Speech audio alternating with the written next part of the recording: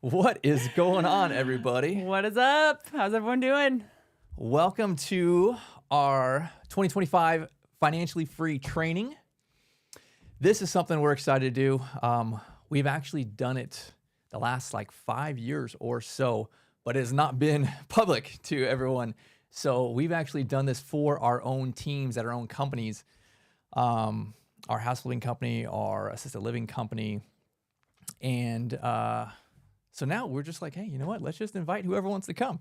So you're here, you're watching it, and we're going to do this tonight and 5 more evenings. So every Tuesday, the same time, this is 7 p.m. Central, we'll jump on. We're going to be breaking down how to achieve financial freedom, and we'll share our story on this. We'll give you actionable steps that are really going to build on themselves week after week. So you can implement these things, you can research them, you can take action on them, and then you can come back and be like, Brett, I got more questions, right? So we're going to be talking through this stuff, and really we've designed it not to be super overwhelming, to only realistically be 20 to 30 minutes, and then we'll have some Q&A. And then we'll kick back again next week, right? Come back again, and we'll build on these things. And so this has been something that we have done over and over again. I think it is a passion of ours to teach our teams, our children, our families, everyone, our friends. We just want people to be successful. There's not a lot of education formally on these kind of topics of how to practically step-by-step achieve financial freedom. So we're both excited to be here and share kind of our hearts and goals with you all. So a little bit of housekeeping. If you do have a question, make sure that you actually are subscribed to the channel. So if you are a subscriber, then you can ask a question on that side there. It's on the right-hand side. And so we'll be going through this training for about 20 minutes or so. And then for the remainder of the time, we'll be answering questions live. Someone already asked a question, and it's super important. It is super vital to what we're talking about. What is it? Brett, did you get a fresh haircut today? It was 2 days ago or so, but every 3 weeks, man, I got to get it done. I'm looking good for y'all. Oh my gosh. He's got to get that volume on that mohawk, That's important. Right. So again, if you want to ask a question, we are going to get to every question we can if there's enough time. So if you have a question, please subscribe if you have not done so already, and then put it in that chat on the right-hand side. Fantastic. Okay, good. Are we ready to kick off? Let's do it. All right, so no fluff, no BS. We're just going to dive right into all of this stuff week after week and hit you with what is real life, what you need to know. And I have a little bit of PowerPoint, but I'm not going to share too much of it. I'll share it on the important slides when we need to share some things, but honestly, we'll just be talking back and forth and talking about what this looks like. So I want to start here and really unpack where we are at. And I guess this is for not necessarily real estate professionals, investing professionals, not for the rich, the financial elite. This is for the average person. This is what we wanted to know 10 years ago when we got into this game. We had knew nothing about financial freedom, investing, real estate deals, nothing until I was 31. And I feel like we got started so late. And I wish someone would have taught me earlier. So this is kind of where we're at. So we are coming at this from the perspective of how, if you are brand new to this, right? I mean, literally, we've done this training for 5 years, talking to our staff, and again, not experts in these kind of things. So if you think to yourself, Brett, I don't know, I'm not an expert, I don't know what you're going to be talking about tonight, it's going to be just fine. It's going to be the basics, the foundations, and it is something that you can build on over, really the next 10 plus years, right? Just real life actionable principles, not get rich quick kind of stuff. This is get rich for sure kind of stuff. The stuff that has lasted the test of time, that people did in the agriculture days, right? When they didn't have money, they had sheep and things like that. Those type of principles we're going to be talking about today. So I did want to start with really kind of where we are at culturally, financially speaking, in really this U.S. and the greater world. This idea, this consumerism idea, and this what has been pushed on us, right? And just start by saying there is a problem, and if you do not have an active solution to it, then you are, like the blind being led by the blind, right? You are going to go off this cliff. And we're going to talk about what that cliff looks like, because Laura and myself, we own assisted livings, and we see the very end of life, and we see memory care, and we see dementia, and we see people living to 100+ years old, and we invoice them every month, and we know how expensive it is. And that's just the assisted living and memory care invoices, right? That's not the doctors and the insurance and all of the other stuff that we know that it can cost $100,000+ a year to die, right? And so there is a clear issue and problem that no one is teaching in our society. Our government is not pushing any type of education or plan for these kind of things. Our educational system, definitely not, high school and things like that. Nothing that I found in college was telling you, here is how to get out of the rat race. Here is the plan. Here are the 6 steps, right? So if you do not have a plan going into this, then you're just going to be just like everyone else. So we'll kind of talk what that looks like. But I think that every single person and every single couple should have a plan. And this is something that we did, right? We got on the same page with this, pretty early in marriage. And we'll talk through over the next week or a couple weeks and month what that looks like. But it is super, super vital and important to get on the same page with your spouse.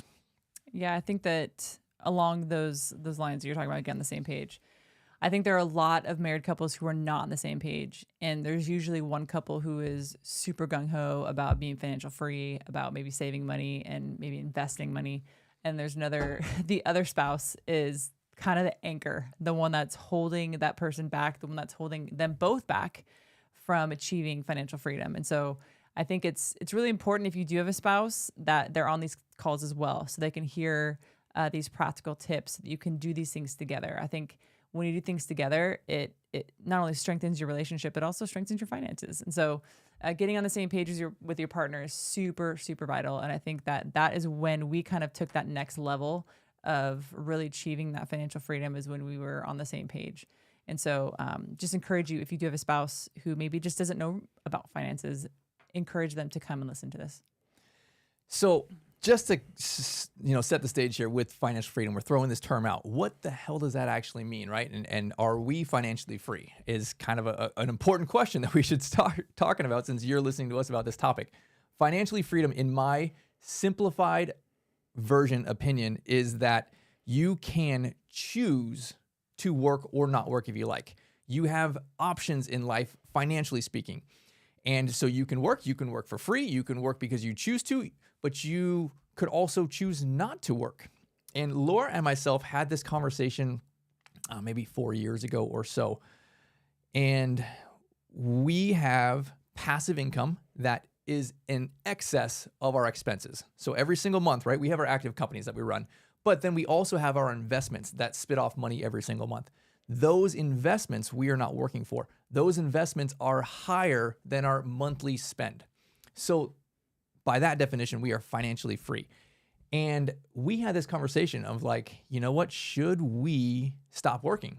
Should we retire early? Should we be some of those people that like buy the RV and take our kids out of school and homeschool and like drive around and like do all the campgrounds and like all that kind of stuff, right? Like we had that choice. And I think that's what people want. They don't necessarily want to do the RV thing, right? That's for a bunch of, some weirdos and stuff. But you want the option, right? You want to have that thing. It's like, man, I want to do that. I don't really want to do it. But if I would be nice if I got to decide I didn't want to do it, right? And so that's what we're talking about over the next month or so. How do you get to a place where if things got horrible, right? If things got bad, if your mom got sick, right? That you could take off work for a year and not be financially stressed about it. If you had, a child have some kind of special needs and whatever it is, right? Like you have those financial options at your current stage of life, right? If you fast forwarded 5 or 10 years, can you get there? Because we got there in a little over 5 years, like 7 years. And really, this is what we're talking about, freedom of opportunity. So financial freedom and time freedom are really the core factors to that. How do you get to live the life that you're excited about doing? And not by the time you're in your 60s and 70s, right? Like that's too far away. How do you get to live this life, this decade, right? And so this is what we're going to talk about over the next, month or so. And so I want to first kick off with talking about where we're at statistically in the US. And excuse me, average retirement is, man, why don't you go ahead? I need a water. Average retirement in the US is approximately 62 years old. And so I think that there can be an issue when you think about the average lifespan of an individual. And we looked at that up. What was the average lifespan of an individual in 2024? Like 83 or something to that effect. Okay. So then if you think about if you're retiring at 62 and you pass away at 83, that means how many years of retirement that you need to have in place? About 20 years. Like that's a lot of funds. And so, well, to put that in context, right? That's just the average, but we really see what end of life looks like. Most of the people in our assisted living, they're not 81 years old, right? They're 100. late 80s into the 90s, pushing 100. My grandma just passed away last year at 104 years old, and she was in our assisted living for almost 5 years. And I know what her expenses cost, and that was super, super high.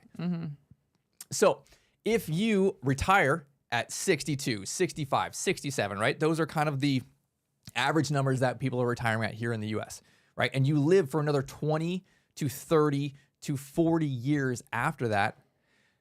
AI and technology and all this stuff that's been going on with healthcare, right? It is very, very reasonable that people in our 40s will live way past that, right? By the time we get to that age, I'm not expecting or budget to 80 years old. I need to budget to 100 years old. And if I was going to retire in my early 60s, man, that's 40 years worth of budgeting that I need to do, right? At $100,000+ a year, that's millions and millions of dollars. So I want to show you how you can financially get prepared for that so that honestly you could retire in 10 years from now and then still live for the next 70 years, 60 years and have all those kind of things. And I would say that as we are progressing with technology and people are living longer, they're not really living longer. They're actually just dying longer, right? We see it day in, day out. Like people, man, it's honestly really hard and painful. People are not enjoying those last 5+ years of life. They're not full of puppy dogs and rainbows. They are super expensive and painful, and you start losing your memory, and people are more and more dementia and Alzheimer's because again, we're just living that much longer. Long and slow. Yeah. Yeah, it sucks and it's expensive. So let's talk about the government's plan for this, right? Social Security, isn't that everything we need? Like, boom, just like release the fireworks. That's all we need, right? Social Security is a program that was started by the government in 1935. And the life expectancy at that time, when they decided, hey, you know what, let's make it, 62, 65 years old for retirement, life expectancy for men at that time was 58 years old. So it was like, they weren't even paying for anything, right? Like, you're not even going to be here, half these men, right? Women were 62 years old. So retirement age was 65. Like, the average person was not even making it that far, right? A fun fact that I learned, the average life expectancy of the U.S. in 1776, when our country started, for a Caucasian male was 38 years old.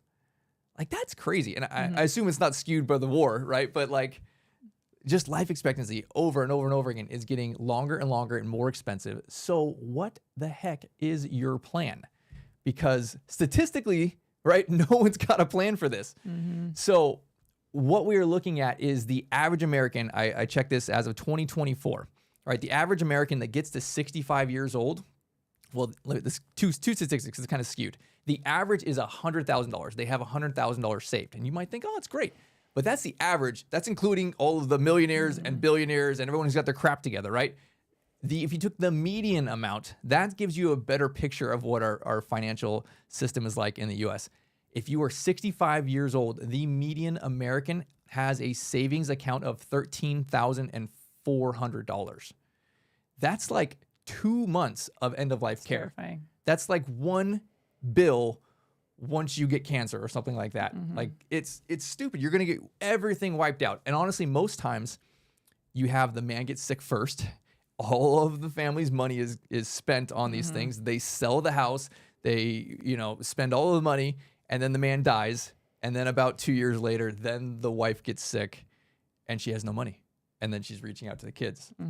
Right? So just think of it from this perspective. You may think, oh, you know what? I'm not worried about this. What about your kids, man? Like, do you know how many children, adult children that we see having to fork up $8,000 a month after month after month for their loved one? Yeah. Like, dude, you got to get your own crap together, if not for you, for your own children, so that you are not putting a $1 million burden on your children, because it can get to $1 million if you are declining over a decade.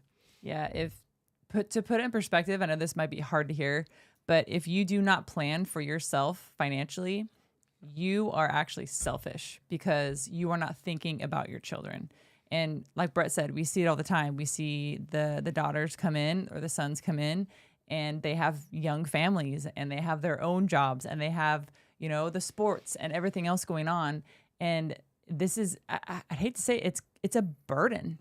It stresses their marriage. It stresses their relationship. It stresses, you know, their parenting. There's so many things that it stresses them out. And so I think not having that in order, I feel like for Brett and I, like, I don't want to put that on our daughters. I don't want them to have that stress. I don't want them to maybe, you know, be on marital rocky terms because we didn't get our crap together.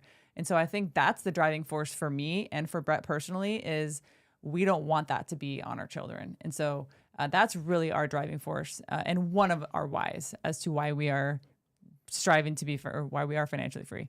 Yeah. So I hope that this kind of gave you a little bit of pause and kind of, oh, you know what, maybe I should take this seriously, right? And that's really our goal, is to kind of show you the numbers and statistics and show you what it costs to die and to afford to even to take care of your parents, right? If you know that your parents don't have their financial stuff together, it's going to fall on you, right? It's going to, your siblings, it's going to fall on somebody, because the government, their options are horrible. Try walking through the big smelly facilities. They are nasty, and that is what the government option for you is. So we are preparing to take care of our own family. Maybe they need our help, maybe they don't, but we're still going to be financially prepared for that. So let's transition. Let's talk about what it looks like to be financially free. And I want to share a couple slides with you here. This guy right here, right? This guy, the baller with the cool car in front of the mansion and the sweet suit, this is not our guy. This is not what we're going to be talking about, right? This guy right here, this guy, he's a rich guy. He is not a wealthy guy. And there's a distinction there. There's a difference between rich and wealthy. And rich is someone who has a high active income, right? Somebody who makes $1 million, couple $1 million a year. You know, like musicians are rich, actors are rich, ball players are rich, you know, big time businessman, CEO, those are rich. They have a lot of income, right? They may not be wealthy. There is a distinction between the two. I know high school teachers who are wealthy. They're not rich. They don't make tons and tons of money, but they are wealthy. And the difference is super, super important. It's the type of income that you have. Both types, rich and wealthy, have income that comes in every single month, every single year. But is it active income or is it passive income? Because this guy right here, he's the one who's making big time bucks, right? Nothing against making big money, but that is him trading his time for money, right? That is an active income. Versus what we're going to be talking about over the next month is how to grow passive income. That is money you do not have to work for any longer. It means that you used to work for that money, right? It used to be active.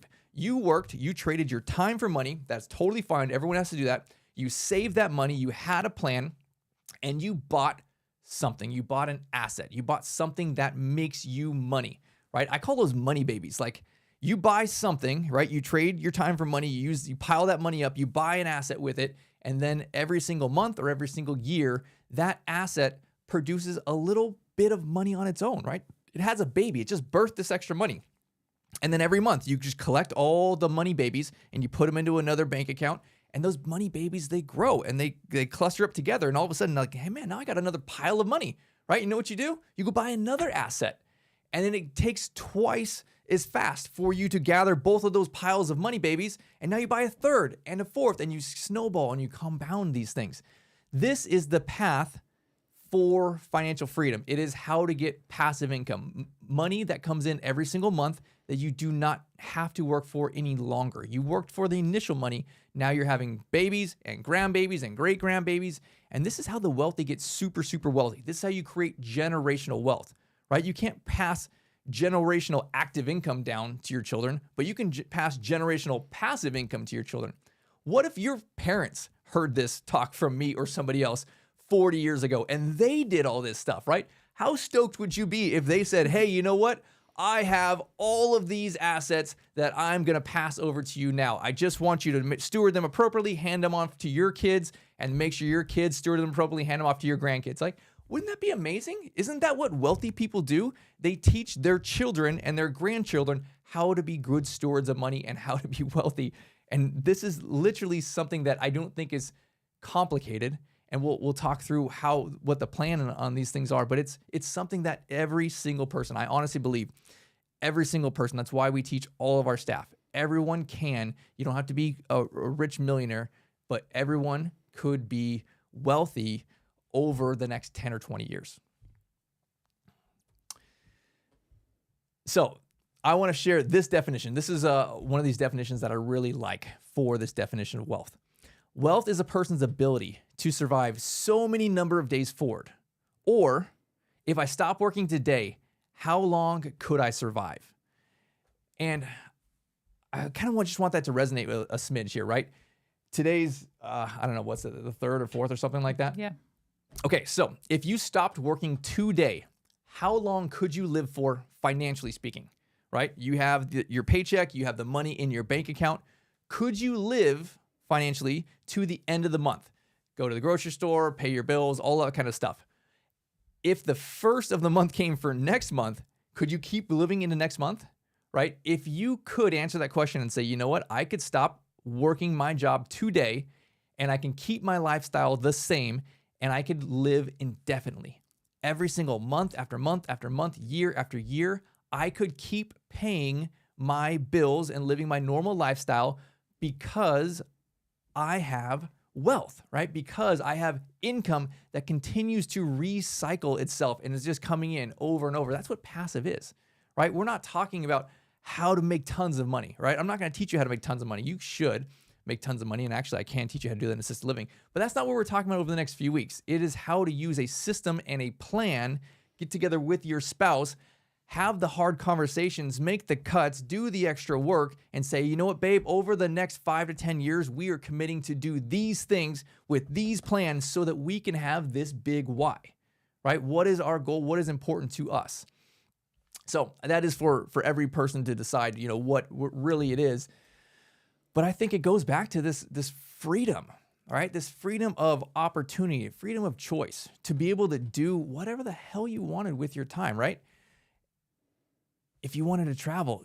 If you wanted to stop working and retire early, then stop doing that. A lot of people that hit this, man, these are hardworking people that don't just want to sit on the couch, right? You may say, hey, you know what? I don't have to work anymore, but what are my passions? What did God put me in this earth to do? What am I excited about? Who can I help, right? If you have a bunch of extra time and you don't have to worry about your bills, what can you do? You take care of your kids. Can you take care of the people in your neighborhood? Can you take care of the nonprofits in your area? What excites you, right? That's what is super fun. I actually am really excited about this, about teaching people how to hit these goals. We hit it ourselves, right? And we teach our children this. I don't know if you know this, but our children have their own business. They make more money than their teachers. They save 70% of everything that they make, and they bought their first rental about a year ago, and they'll probably buy another rental property sometime this year, right? They are on this path. We are literally teaching them the things that we're going to teach you, right? If how old were they? When they bought their house? Yeah. 11 and 9. 11 and 9-year-old. If an 11 and 9-year-old can buy their first asset, and granted, I did teach them and show them, but granted, I am teaching you and showing you, right? There's no reason that you can't do it. If you're an adult and you have a job, right, you should be able to do this. Just follow the stinking steps. So, this is something I wanted to Laura to touch on here, really getting on the same page with your spouse, because we've had a bunch of different conversations with this. And honestly, a lot of times you have one person who is the anchor. Mm-hmm. We've talked to a lot of married couples, and again, like what I said in the beginning, there's always one who's really gung-ho about, financial freedom and saving money and purchasing assets. There's always one that's not. And I think what the conclusion that we've come to is, if there's one person who is gung-ho about it, I think they have to just take the reins and drag that other person alongside with them, even if they're kicking and screaming. Because if you don't take that initiative as that one person who really wants financial freedom for your family, then it will never happen. And there's actually a couple people that are coming to mind right now that are doing that right now, that are really grabbing their finances, by the horns, and they're also grabbing their spouse and dragging them along. And there is a little bit of strife. There is a little bit of conflict within that. But I think when the spouse who doesn't really see it yet sees kind of the light at the end of the tunnel through this whole process, I think then they start to slowly believe, even though sometimes they don't want to admit that they were wrong. We've seen that too, right? It's like, dang it, the spouse is right about this whole time. I should have been on board with them. There's a lot of people who have a poor mindset about money. And I think that's where Brett and I really had to change in the beginning. Was a lot of people are raised to think that money is evil, that if you have a lot of money, that you must have done something illegal or you must have done something bad to obtain that money. And so we really had to just conform our mindset toward money and realize that money is really a tool, right? It's not good nor evil. There's no goodness or evilness to money. It's just a tool to utilize within your life. And so we really teach those individuals to help their spouse change their mindset about money. And there's a lot of references we can provide for you as far as books and podcasts to listen to, and really just like wash your mind over with those things so that you can, in essence, retrain your thinking toward money. And so that's really where we start with these spouses. And I think that there's just it's vital, I think, as a married couple to be on the same page. There's this faux pas or cultural thing that's going around that it's always the wife that's the spender. It's the wife that's hiding the Amazon packages from the front. There's always that like doormat that says like, if you're Amazon, like leave the packages in the back so my husband doesn't see them. There's just this spending culture, I think, with women that I don't think is necessarily true. It's men too. I think that, like Brett said in the beginning, there's just this spending culture that we have fallen into the trap of. I mean, watch a football game on Sunday and you'll see all of the ads that come up and all of those commercials that come up because they want you to spend money with them. And so it's just all over. I mean, even looking on YouTube and on your social media, it's always some sort of ad to spend money. And so I think it's just getting past that spending and that want to keep up with the Joneses. So I want to share screen here, overview what we're going to be talking about over the next few weeks. And this here is our plan. This is what we're going to be talking through. So steps 1 through 8. This is the actionable steps that we're going to teach you and that you can realistically do. Step 1, budgeting. Step 2, decreasing your income or expenses, decreasing your expenses by 20%. Step 3, increasing your income by 20%. Step 4, paying off debts, specifically your bad debts. Step 5, saving to a sacred account. Step 6, diving into learning an asset. Step 7, buying an asset. And then step 8, compound and repeat. So this is, we will go through step by step by step over the next 5 additional weeks after this. Teach you what this looks like, put this into context. And honestly, it is not something that is, you don't need a college degree for. We're not going to be, talking all sorts of different, ROIs and crap like that. You're like, I don't even know what that means. No, it's going to be literally kindergarten simple. Right? Like we taught our daughter starting at 4 and 6 years old, these same lessons, and they implemented them and they have been successful and they will be, God willing, very financially successful in life and great stewards of what they've been blessed with. And I think these are simple, repeatable steps, nothing that Laura or myself have invented. Honestly, it's all the same pattern that people have, just recirculated over and over again, right? So if you happen to like Laura and myself, then great, you're here talking to us. So we'll teach you about the same things that people have been teaching for thousands of years, right? And show you real life. Here's how we did it. Here's what the examples are. Here's what the numbers are. All of those kind of things. Yeah, we're not fake and we're not fluffing things. Like we really did start from nothing. We were literally servers during college, and after college we're servers, and really implemented that as we were servers. So it's not something that we inherited wealth from our rich uncle or something. Like, that's not the case. We built our wealth ourselves, and because we implemented different tactics to build that. And I think that it takes a lot of discipline. I think that discipline is an important aspect in this, and it's not all fun. There were times that it's hard. It's very difficult to save, especially in the beginning when you want to go out and you want to have fun. There are certain just seasons in life where you just don't do that. And looking back now, it's all worth it. It was all worth the hardship. It was all worth the nights we didn't go out, all worth the trips we didn't take. And it's such a small window of time too. I think when you're in it, you think it's just so long and it's, oh my gosh, I'm never going to get to financial freedom. But it's a very quick, short window. Yeah. So next week, same time, same place, we're going to kick back off going through the second round of this. It will build on itself. But now we can take any questions anybody has. Yeah, there's a couple questions.